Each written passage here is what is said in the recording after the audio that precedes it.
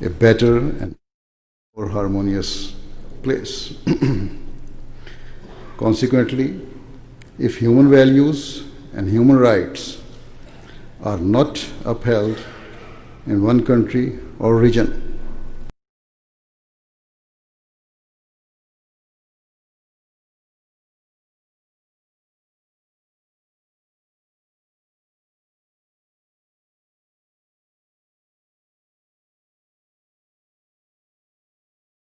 if there is goodness, humanity, and prosperity in one part of the world, it will have a positive effect on other societies and other people.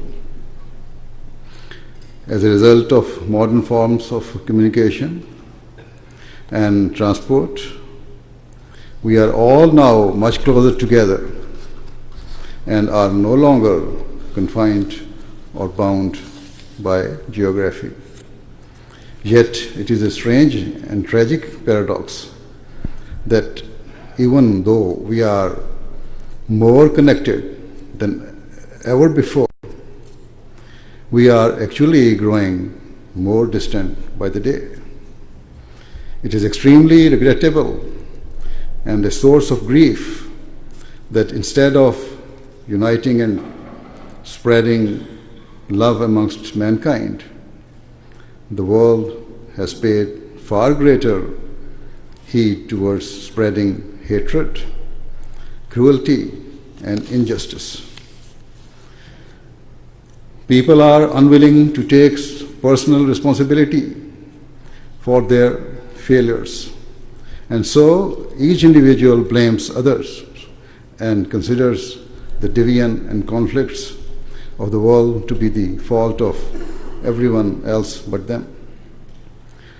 Consequently, we are passing through a time of great uncertainty, and no one can truly comprehend what the consequences of our actions will be, both in the short term and in the long term. In this age, when the fear of Islam is on the increase in much of the world, let me reassure all of you that Islam is not what you commonly see or hear portrayed in the media. As far as my knowledge of Islam is concerned, I only know of that Islam whose teachings are based on its name. The literal meaning of the word Islam is peace, love, and harmony. And all of its teachings are based upon these noble values. However, unfortunately, it cannot be denied that there are some Muslim groups whose beliefs and actions are in total contrast to this, in complete violation of Islam's fundamental teachings. They are perpetrating the most horrific violence and terrorism in its name. In light of all this, I shall now seek to share with you Islam's true and peaceful teachings. This esteemed venue, where you have courageously invited me, is not a house of religion, and probably there are many amongst you who are not personally interested in religion. However, in your capacities as lawmakers, you will sometimes have to deal with matters that affect the followers of religion.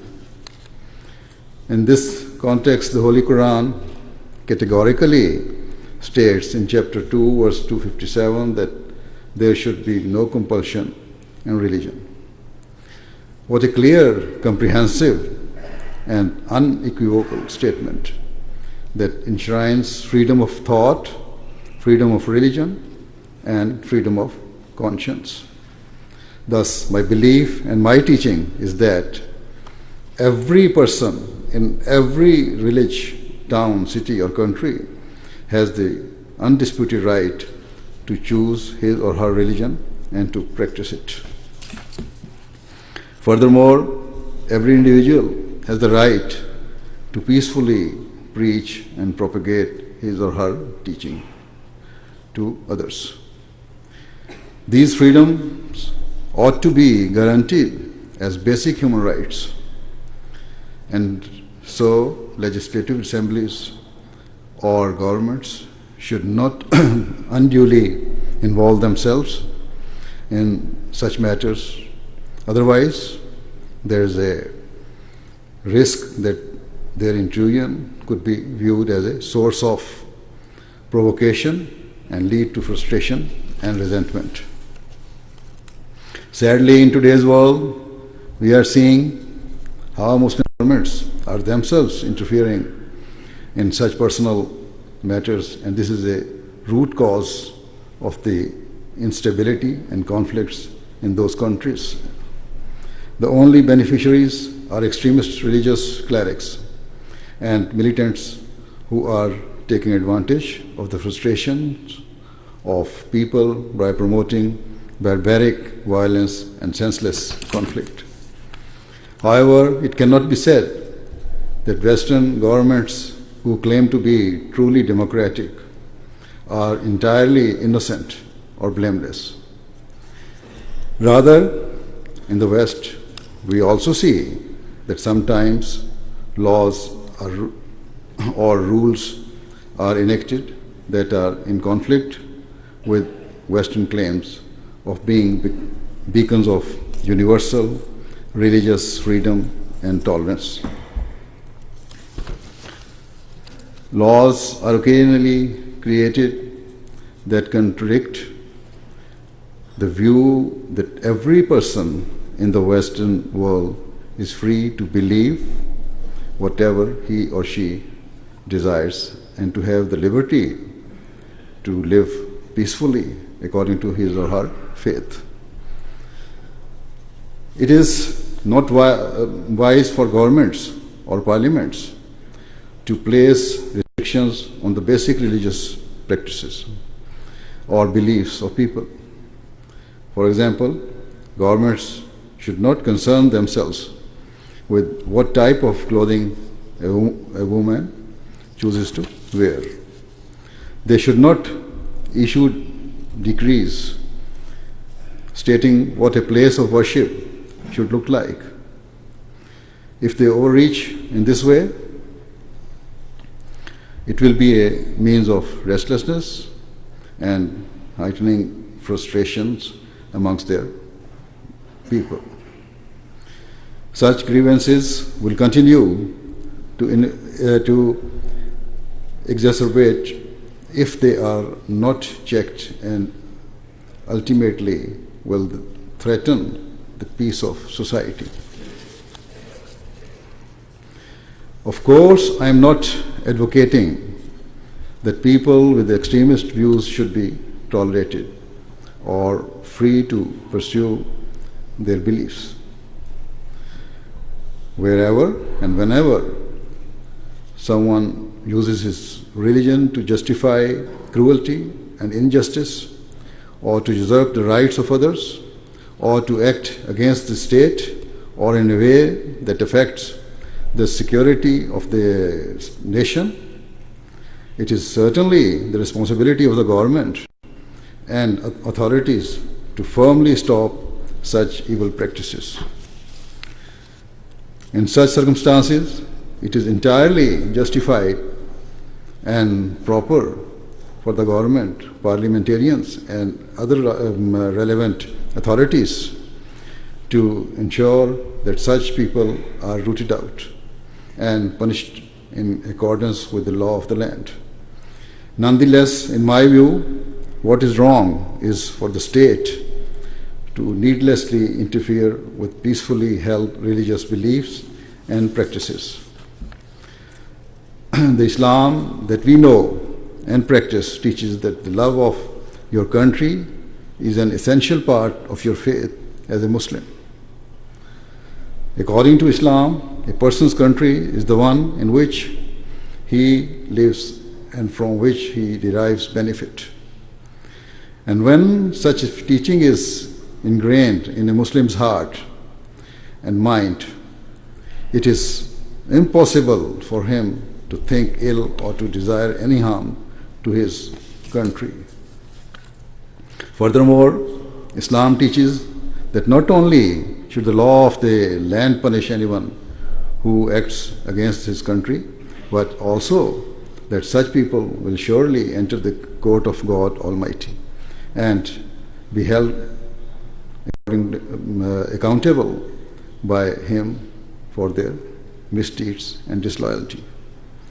Hence, there is no need to fear a true Muslim, and there is no need for the government to enact laws that infringe upon relatively small religious issues or practices, which neither cause harm or danger to the members of the public or to the state. To legislate on such matters can only be described as an unnecessary interference and an invasion of those freedoms that the West claims to champion. That is the right of each person to live with liberty and personal autonomy. Undoubtedly, that such unjust interventions cannot have any positive effect, that can only lead to frustration, restlessness, and discord. It is the task of the government and the parliamentarians as guardians of their nations to legislate in a way that gives rights to their citizens rather than take their rights away. This should be done across the board, indiscriminately, so that the rights of all people, whether they be Muslims, Christians, Jews, Hindus, Sikhs, or the people of any other belief, including those who are not religious, are upheld and guaranteed at all times. As I have already said, it is a cause of deep sorrow that in both the Muslim world and also among some developed non-Muslim countries, certain policies have been made that undermine these core freedoms, which have in turn caused grievances amongst segments of the public. Therefore, rather than seeking superficial plaudits, they should look at the bigger picture of how they can bring peace to their nations and ensure that their country and the wider world becomes united and increasingly prosperous. Yet, unfortunately, instead of taking a long-term view, it seems that most leaders or governments have joined an unhealthy race for power and a battle to assert their dominance over others. Consequently, they are increasingly willing to interfere in the personal and religious matters of their citizens due to this thirst of supremacy and control. Such policies are unwise and an unnecessary means of further destabilizing the world, especially given that we are already facing so many different problems and issues that threaten the peace of the society. For example, it is said that the climate change is a huge threat to our civilization. Another burning issue is the economic uncertainty facing the world. Further and more generally, there is the issue of an increasing lack of peace and security in much of the world. All of these issues are a result of unjust policies, inequality, and a lack of balance. If we take the issue of climate change, We see that a major cause of global warming has been the industrial revolution in the West and the fact that forests and flora were excessively cut down.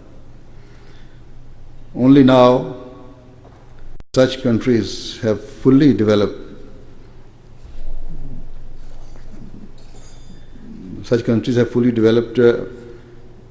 are they happy to call for a reduction in the carbon emission or other industrial restrictions. However, such regulation may slow down and curb the advancement and growth of emerging powers such as India and China.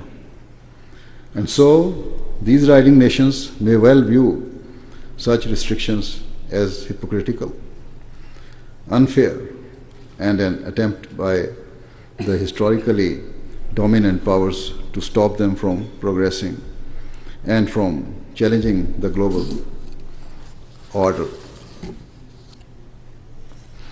Thus, the issue of climate change is actually not only an environmental issue, but is also contributing to the world's lack of peace and increasing resentment between nations.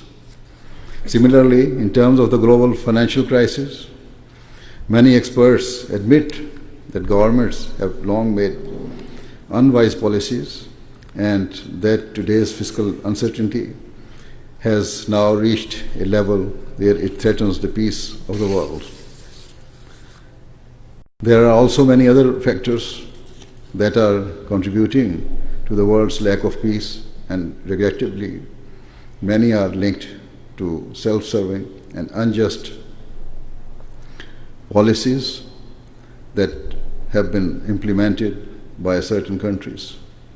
Anyway, the ultimate result of the various risks and global threats is that the world is rapidly moving towards an unthinkable catastrophe. Due to the current instability, both the world's governments and the members of the public are becoming increasingly anxious and concerned. There are so many troubling issues, the world no longer knows which to prioritize. Should they focus first on the global warming and climate change? Or should they address the financial crisis? Or should they prioritize the fight against terrorism, warfare, and extremism? Or should they focus on the latest development in Syria, where Russia and the United States are openly opposing one another? Or the most recent is the direct conflict between USA and Yemen. Personally, it is my view that the most critical and pressing issue facing us is the lack of peace in the world. And it is a case of huge regret that the Muslim countries are the center of such instability and disorder, even though their religion has given them unparalleled teachings of how to establish and maintain peace. The Muslim, for example, in chapter 23, verse 9 of the Holy Quran, instability. It is stated that the true Muslim is a person who fulfills any covenant or promises with which they have been entrusted. To be handed the keys to the government is a huge trust, and so we often see heads of state pledge to serve their nations faithfully and with absolute justice. Sadly, in many cases, such honorable pledge prove to be hollow words that are not acted upon. Whereas, if this Quranic teaching was followed, we would never see division or conflict between the public and their governments. Furthermore, in chapter 5, verse 9, the Holy Quran states that even if a person or nation has enmity with another, they should still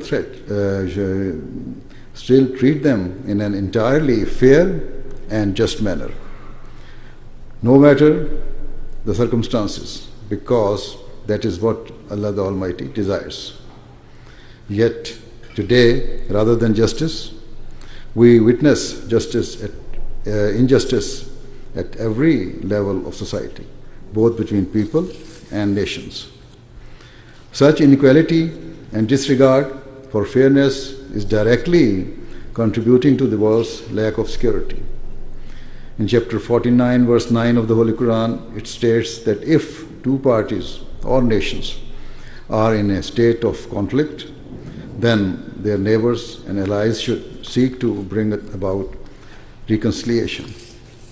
If peace cannot be established through dialogue, then other nations should unite against whosoever is perpetrating injustice and use force to stop them.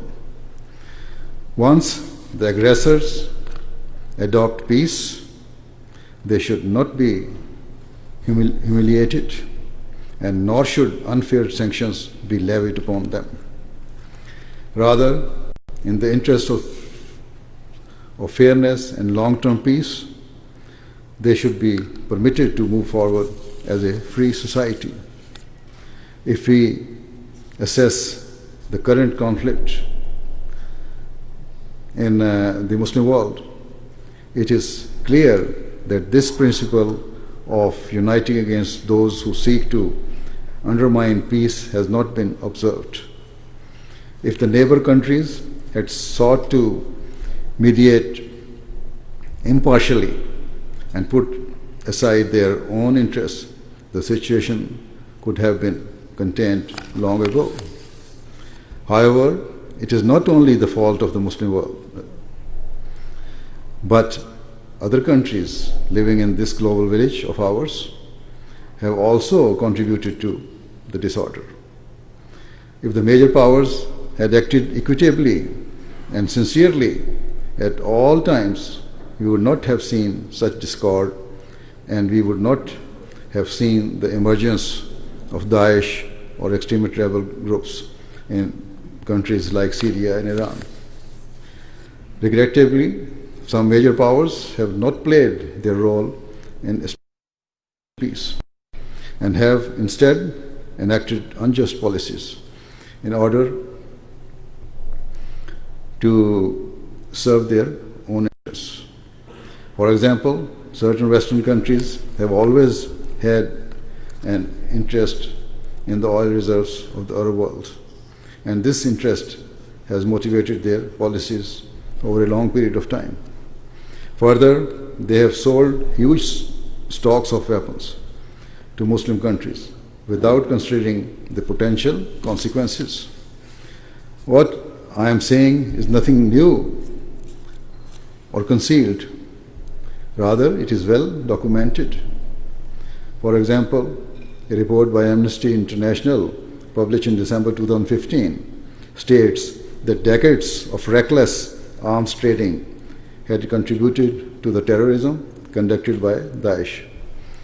It stated that the majority of the weapons being used by Daesh were originally produced in the United States and Russia.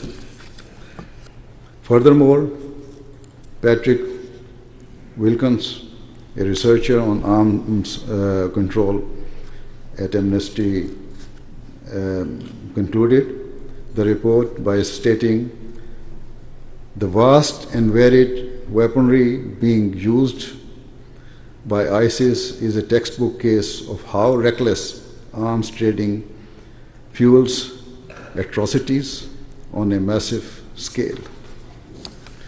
Certainly, it is well known that Muslim countries do not have sophisticated arms factories that could produce the state-of-the-art weapons used in the Middle East. And so, the vast majority of artillery being used in the Muslim world is being imported from abroad. If the major powers cease to trade arms and ensured that the other supply lines of the warring governments, rebels, and terrorists were cut, such conflicts could be brought to a swift conclusion. For example, it is well known that Saudi Arabia is using weapons purchased from the West in its war in Yemen, in which thousands of innocent civilians, including women and children, are being killed. And so much destruction is being wrought. What will be the ultimate result of such arms trading? The people of Yemen, whose lives and futures are being destroyed, will not only bear hatred and seek revenge from Saudi Arabia, but will also bear hate towards Saudi's arms suppliers and the West in general. With no hope or future prospects left, and having witnessed the most horrific brutality, members of their youth will be prone to radicalization. And in this way, a new vicious cycle of terrorism and extremism will arise. Are such destructive and devastating consequences worth a few $1 billion?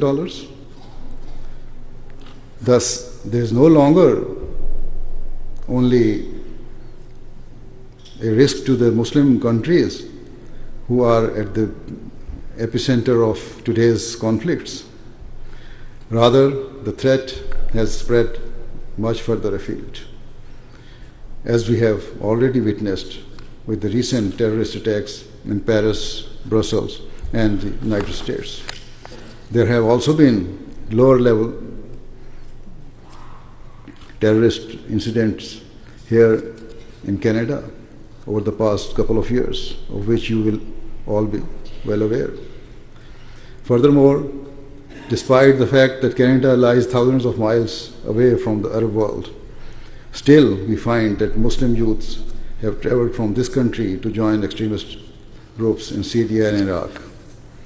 Of great concern is the fact that, according to the Canadian government's own statistics, 20% of those who have gone to Syria or Iraq have been women, and this means they will not only have been radicalized themselves, but will also be indoctrinating and brainwashing their children.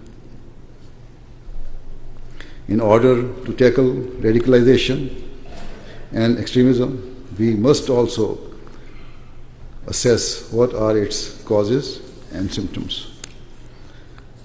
Regrettably, most radicalized Muslims who are living in the West have no knowledge or even a basic understanding of Islam's teachings. Thus, their radicalization is a result of their personal frustration and not due to any ideological convictions or beliefs. Apart from online radicalization or hate preaching in mosques or the spread of extremist literature, I believe that a major cause of the radicalization of Muslim youths living in the West has been the economic crisis, and many published reports corroborate this. There are many young Muslims who have gained qualifications, but in spite of their education, have not attained suitable employment and so have become marginalized and frustrated. Due to economic difficulties, they are vulnerable and easy prey for extremist clerics and terrorist recruiters. Hence, if young people are given fair opportunities to better themselves and to enter the workforce, it will be a means of keeping one's country safe and secure. At a global level, if only the major powers and the international institutions such as the United Nations had truly acted upon their founding principles under all circumstances, then we would not have seen the toxic plague of terrorism infect so many parts of the world. We would not have seen the world's peace and security repeatedly undermined and destroyed. And we certainly would not have witnessed the huge refugee crisis which now confounds and frightens the people of Europe and other developed countries. Hundreds of thousands of innocent people have fled to Europe. Thousands have also come here to Canada in order to seek refuge from the terrorists who have poisoned their own nations. Though most of the refugees will be the genuine and decent people, just one or two negative incidents, as we have seen in the past year, are enough to cause panic, as we are starting to see in Europe and also to some extent here in North America. Hence, we are seeing with our own eyes just how uncertain the world is becoming and how hatred and anxiety has consumed and engulfed much of the world. I repeat that the root cause remains injustice and inequality. Ultimately, a lack of fairness is also what precipitated the global financial crash and the growing disparity between the rich and the poor during the past few years. I say this given that whilst developed and richer nations may have chosen to invest in poorer countries, they have prioritized their own vested interest above facilitating the development of those local countries. Rather than exploitation and greed, the developed nations ought to have championed the rights of the weaker nations and sought their advancement. They ought to have sincerely helped the people of those poor nations stand upon their own 2 feet with dignity and honor. Yet, most regrettably, this has simply not happened. In chapter 20, verse 132 of the Holy Quran, it instructs that no one should cast covetous eyes upon the wealth or resources of others. If the entire world acted upon this one principle, then the world's financial system would be fair and just. Capital would be distributed equitably, and nations would reap the rewards of their God-given wealth. We would see that the world's trading would be underpinned by a desire to fulfill the human rights of others, rather than to greedily acquire power and wealth and to fulfill personal interest at all costs. Another example of the world's injustice is reflected in the world's politics. In some countries, there are dictatorships or unjust governments, yet the major powers turn a blind eye to their cruelties because those governments happen to support them and facilitate the procurement of their interests. Yet, in countries where the leaders or governments do not bend to the whim of the major powers, they are quite happy to support rebel elements or to even demand regime change. In truth, there is no difference in the way the respective governments are treating their own people. The material difference is only that in some cases the governments cooperate with the major powers, whilst in others they do not. In terms of the latter category, Western military policies have been devised to remove those governments, as in Iraq and Libya. And similarly, such attempts have been made in Syria over the past few years. Time has proved Canada's decision not to take part in the Iraq war as the right one.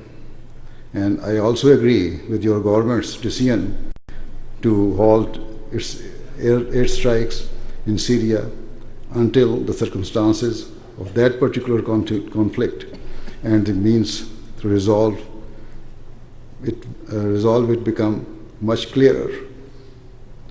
At a broader level, the United Nations must also play its role in establishing peace in the world, unencumbered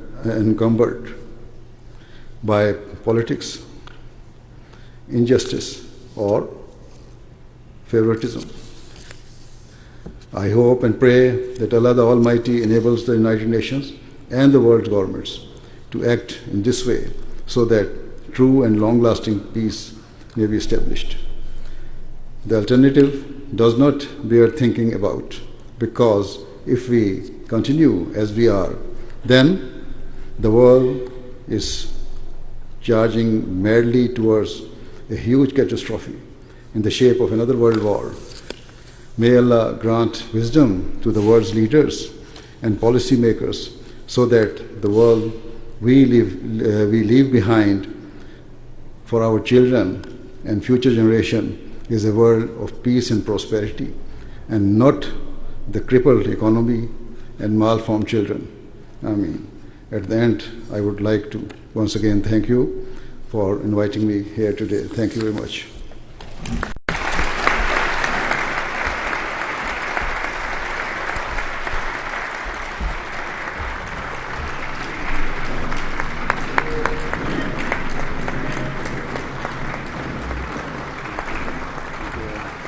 Thank you very much. Please be seated.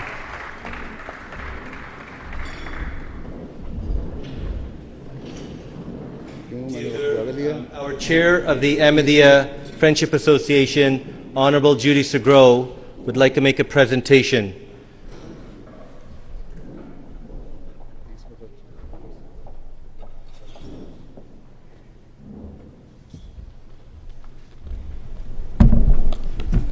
Assalamu alaikum. Your Holiness, President Malik, Madam Arbor, ministers, members of Parliament, and all the friends of the Ahmadiyya community that are part of our friendship group. Your Holiness, we've truly been honored by your presence here on Parliament today. I think you brought a level of excitement in many ways, and we very much enjoyed spending some time together today. But as you know, Canada has a long history of sharing its values of freedom and democracy abroad. This is in the same vein as your faith's commitment to love for all, hatred for none. So with that in mind, trying to find a small gift for you to say thank you for your coming to visit us. Thank you for your very important message and for your guidance to all of us as parliamentarians. I'm pleased to be able to present to you a signed by our Prime Minister, a framed copy of the Canadian Charter of Rights and Freedoms that I know you will very much cherish. So I would like to present that to you on behalf of our Parliamentary Friendship Group.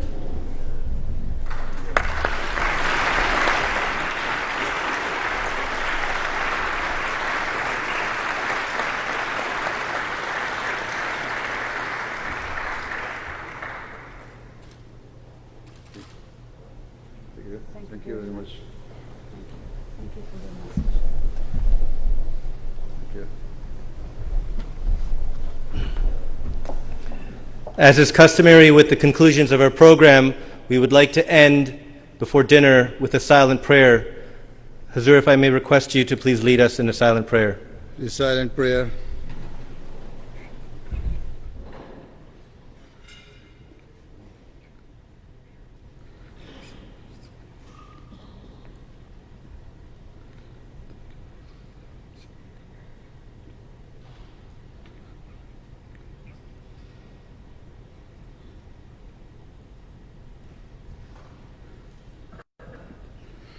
I mean,